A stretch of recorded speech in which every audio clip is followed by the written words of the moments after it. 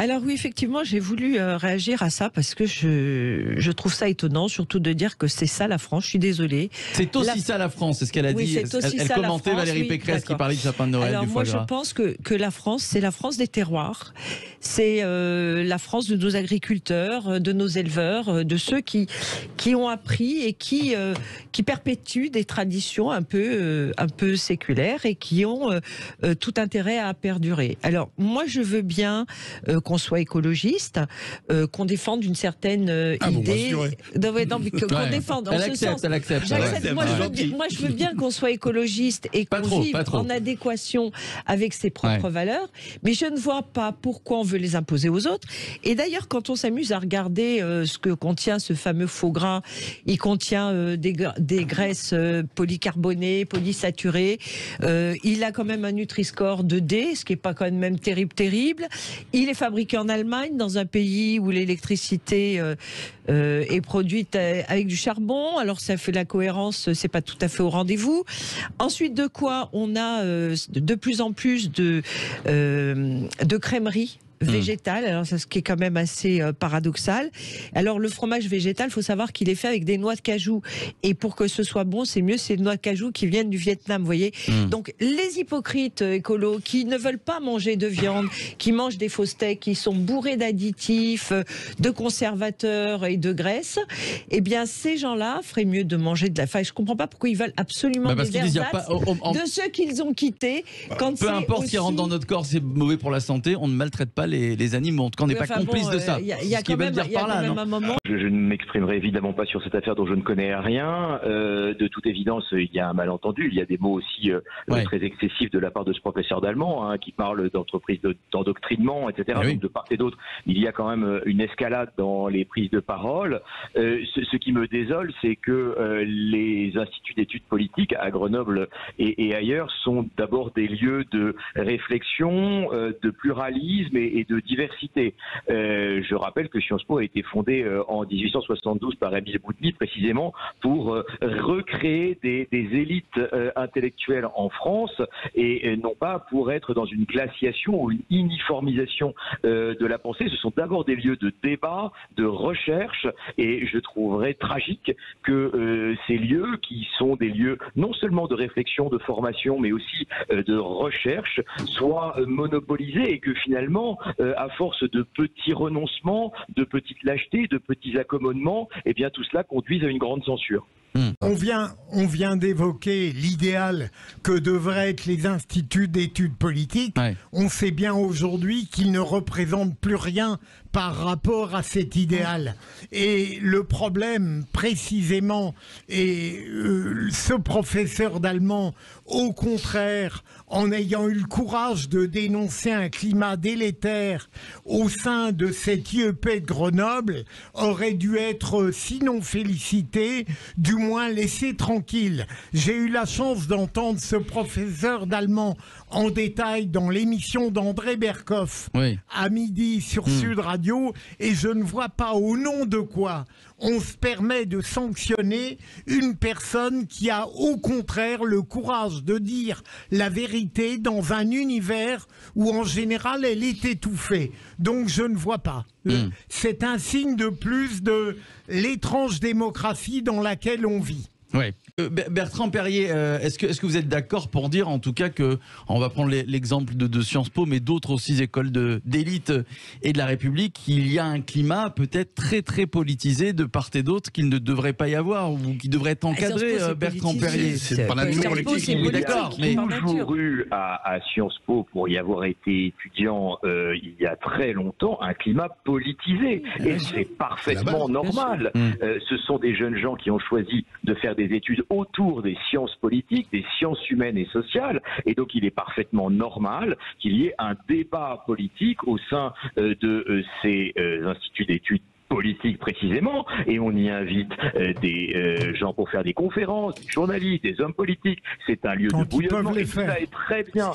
Et c'est même la vocation parce que ça permet aux étudiants de se former à la controverse politique. Là où ça pose difficulté, mais je vois par exemple à Sciences Po Paris où j'enseigne qu'il y a en effet des débats parfois vifs, une démocratie interne. Là où ça devient déplorable, c'est si le débat, et c'est peut-être le cas à Sciences Po Grenoble, est confisqué et que non plus voit au chapitre qu'une partie des visions de la société, et que finalement la mission de base qui est de former des étudiants passe au second plan et que finalement tout ça devient une machine à polémique politicienne où la mission première d'un institut d'études politiques, qui est une mission de formation et de recherche, passe au second plan.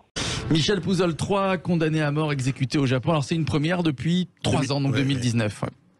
Oui, je trouve ça toujours triste d'abord et désolant de voir que la peine de mort est encore appliquée. Alors, on sait qu'il y a beaucoup de pays qui l'appliquent au monde, mais très peu de grands pays démocratiques finalement, où l'idée a bien avancé. Je pensais en voyant ces 3 personnes, outre le fait que la peine de mort n'est ni dissuasive, ça saurait l'exemple des États-Unis nous l'aurait montré depuis longtemps, parce que là-bas ça n'a pas influencé jamais sur la délinquance ou sur la criminalité. Mais je repensais bien sûr au fabuleux discours. Moi, j'avais la chance d'avoir 19 ans. Qui m'a porté pendant une partie de mes engagements politiques de Badinter quand il est monté à la tribune pour se prononcer contre la peine de mort. Je me rappelle moi ma propre prise de conscience à 15 ans ou 16 ans faisant un exposé à mes copains de classe sur la peine de mort et étant pour la peine de mort au début de mon exposé et contre à la fin parce que mes propres arguments avaient réussi à me convaincre. Voilà, je trouve que ça ne va pas dans le sens de l'histoire, ça ne change rien. Je comprends que c'est un élément fort de la politique judiciaire japonaise. Il y a encore 100 condamnés à mort dans les prisons japonaises. Ils ont le triste record d'avoir le plus vieux condamné à mort qui a 84 ans, je crois, qui a été condamné il y a 40 ans. Donc là aussi, est-ce que la personne qui est condamnée à mort à 40 ans est la même, enfin la personne qu'on va exécuter est la même à 84 ans? On peut se poser la question. Moi, je crois que l'homme évolue et je crois à une forme de rédemption, en tout cas voilà. Donc je suis attristé de ça et je vous dis, je ne peux pas m'empêcher. Je pense qu'il faudrait qu'on réécoute. Il y a 2 grands discours politiques comme ça de ce siècle pour nous en France, qui est celui de Badinter, donc sur la peine de mort, et celui de Simone Veil sur l'avortement. Et je pense qu'on devrait avoir ça comme boussole en permanence. Donc, nous ne sommes pas... Une exécution d'un prisonnier n'est pas une affaire japonaise, c'est une affaire d'humanité. Donc nous sommes tous concernés par cela, à mon avis, et je suis un peu triste de voir ça. D'accord. Gérald Kierzek, alors la majorité, je le disais, des pays européens ont mis des restrictions en place. Il y a plusieurs jours, la France, elle, a fait le choix de durcir sa politique vaccinale. Est-ce que le gouvernement a eu raison d'attendre, et d'attendre toujours d'ailleurs? Je pense que le gouvernement a un cap, plus exactement le président de la République a un cap, que ce cap-là il l'a depuis janvier 2021 et il veut le garder et je trouve que c'est une bonne chose. Les autres pays, c'est pas parce que les autres pays prennent des mesures qu'ils ont forcément raison. Vous savez, c'est pas forcément la majorité qui a raison. Moi, quand je regarde les chiffres, oui, il y a des chiffres de contamination, mais c'est uniquement des contaminations. Il y a toujours cette décorrélation entre les contaminations certes élevées, mais l'hospitalisation qui ne bouge pas, la mortalité qui ne bouge pas. Quand on regarde un peu ce qui se passe à l'étranger, l'Afrique du Sud, parce qu'il ne faut pas oublier que l'Omicron, c'est le variant d'Afrique du Sud, il ne s'est pas passé grand-chose non plus, pas d'hospitalisation, pas d'explosion du système de santé. Donc, on est plutôt rassuré. Après, il faut vraiment voir ce qui se passe en Angleterre. Et je pense qu'avant de prendre des mesures qui ont un impact majeur, qui auraient des conséquences majeures, il est urgent d'attendre et de ne pas céder à la panique. Donc, je ne peux que louer cette décision qui est de dire de la vigilance et ne cédons pas à la panique. Bien sûr, mais rappelez-vous, le Premier ministre lui-même, il s'en est excusé après, mais avait dit, vous avez 2 doses, vous croisez quelqu'un, vous ne risquerez rien. Le nombre de médecins qui vous disent de manière péremptoire aujourd'hui des certitudes disaient, le vaccin va vous protéger, vous ne serez pas contaminé. Moi, il se trouve que dès l'été, quand j'ai critiqué l'instauration du pass sanitaire, j'ai dit, attention, c'est un risque d'être contre-productif, ça va favoriser les recontaminations, parce que les gens vont penser que c'est un totem d'immunité. J'avais repris cette expression-là, je l'avais écrite dans le Figaro, et ce n'est pas un totem d'immunité. Ils vont relâcher les gestes barrières et ça va faire redémarrer l'épidémie. C'est exactement ce qui s'est passé. On sait tous, quand on fait de la médecine clinique de bon sens, que ce vaccin, quand on regardait les études, n'était pas stérilisant, comme on dit. Donc ce vaccin, il n'empêche pas de contaminer et de transmettre. C'est pour ça que c'est stupide de vacciner les gamins. Parce que les gamins, il vaut mieux se laisser contaminer entre eux. Et là, ils font des formes d'infection avec une immunité naturelle et avec quasi zéro risque de forme grave. Et là, on a une vraie barrière qui est une barrière au bénéfice de tout le monde, de toute la population.